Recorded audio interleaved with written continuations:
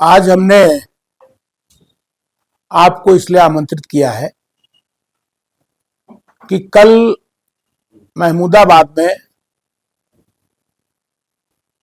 महंत उदासीन संगत की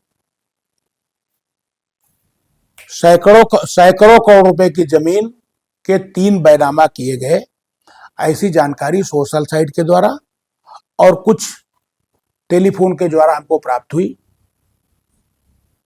जो मेरे पास जानकारी है, ये उदासीन संगत महमूदाबाद की प्रॉपर्टी यहां के राज परिवार ने डोनेट की थी।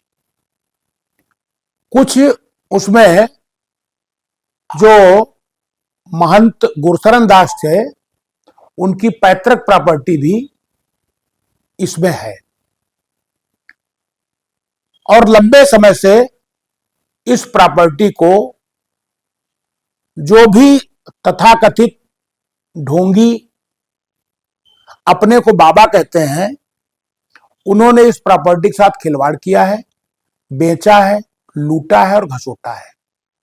जबकि अतीत में इस संगत में यात्री रुकते थे, इस संगत के बर्तन, इस संगत की टेंट, इस संगत के अन्य उपकरणों से शहर और देहात में लोगों को शादी बारात या अन्य कार्यक्रमों में सामान मुहैया होता था।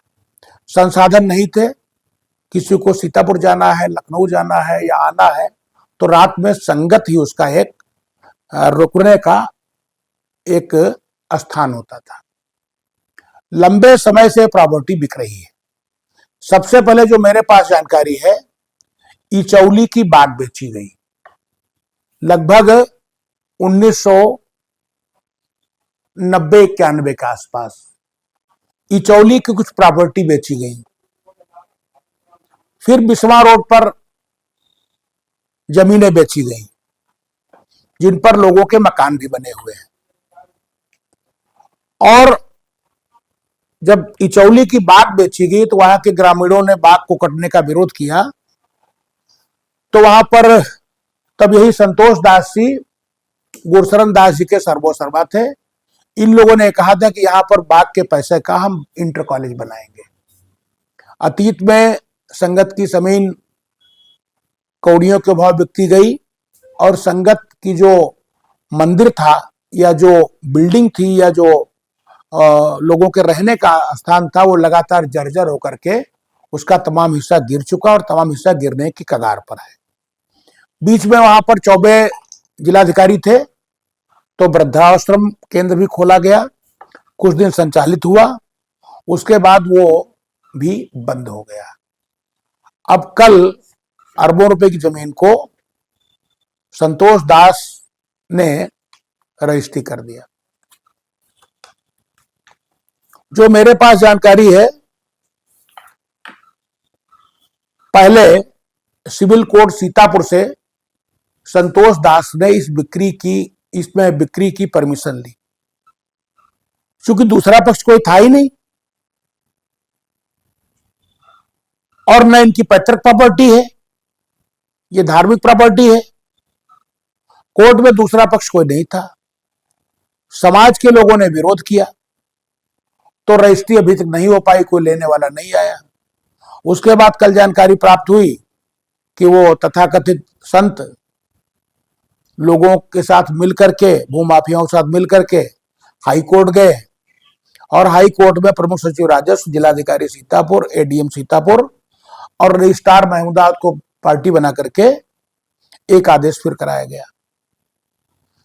अब हमारे पास विकल्प क्या क्या है, इस पर अच्छी राय तो जो कानून के जानकार हैं वो दे सकते हैं, लेकिन सरकार के बहुत बड़े बड़े हाथ होते हैं।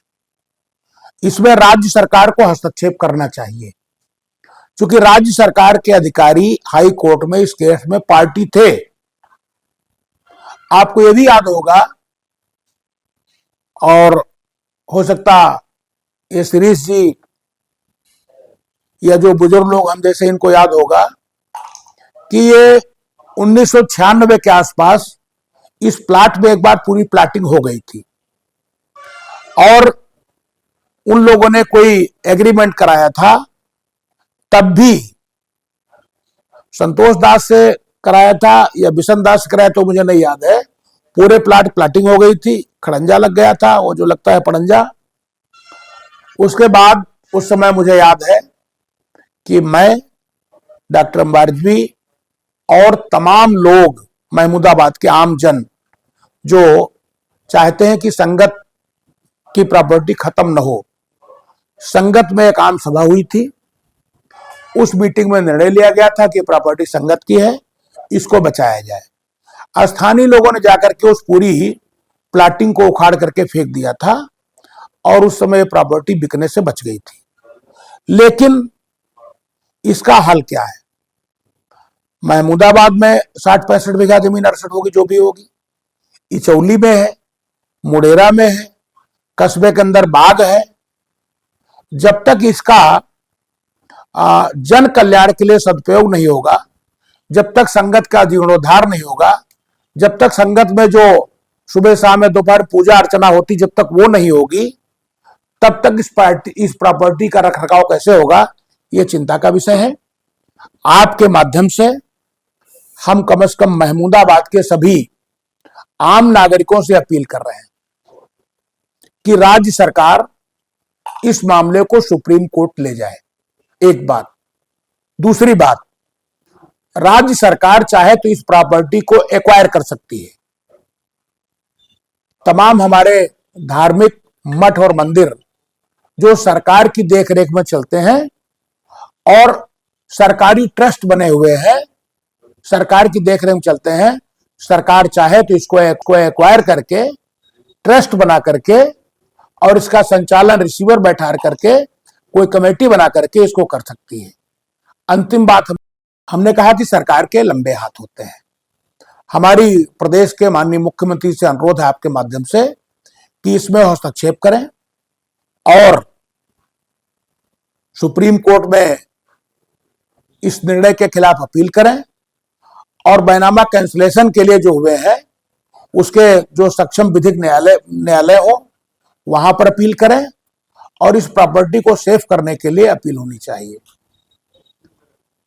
सत्ता पक्ष के जो भी जनप्रतिनिधि हैं उनसे हमारा एक अनुरोध है, चाहे माननीय विधायक जी हो या जो भी जनप्रतिनिधि लोग हैं, वो अगर मुख्यमंत्री से मिलेंगे और मुझसे कहेंगे तो इस मामले को लेकर के मैं उनके साथ, अगर वो समय अलाट कराएंगे मेरा, तो मुख्यमंत्री से इस धर्म के काम के लिए मैं मिलने के लिए जा सकता हूं।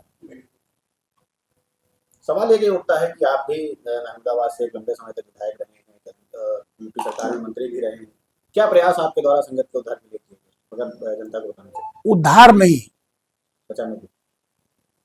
ये प्रॉपर्टी हमने कहा 1992, 93, 94 साल तो नहीं, या तब भी बिक रही थी। हमने असेंबली में सवाल भी लगाया था, सरकार की तरफ जवाब भी गया था कि इस प्रॉपर्टी को बिकने बकाया जाएगा। वो शायद जवाब आपके पास होंगे, मेरे पास तो नहीं लंबे समय की। एक महंत गुरुशरण दास जी ने रजिस्टर्ड वसीयत भी की थी कि मेरे मरणोपरांत 11 लोगों की कमेटी होगी जो इसकी देखभाल करेगी। वो मामला भी कोर्ट में गया, कोर्ट क्या हुआ, चूंकि हम राजनीतिक आदमी हैं, हमें मौका नहीं है, हम स्पष्ट आपको कह दें। लेकिन धार्मिक प्रॉपर्टी को बचाने के लिए अगर कोर्ट जाना पड़ा तो उसमें अगर आर्थिक तौर पर हिस्सेदारी देनी होगी तो मैं उस पर तैयार हूं।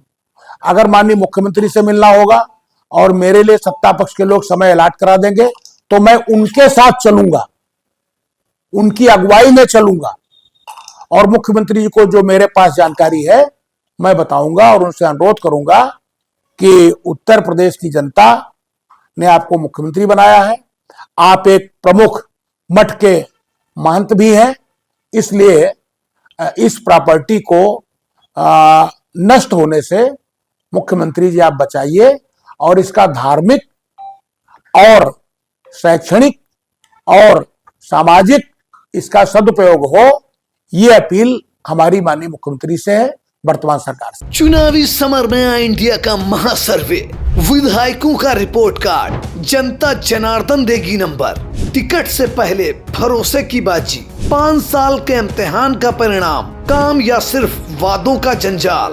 आप अपने विधायक को फिर देना चाहेंगे एक और मौका? खबर आपकी, नजर हमारी। देखते रहिए आई इंडिया।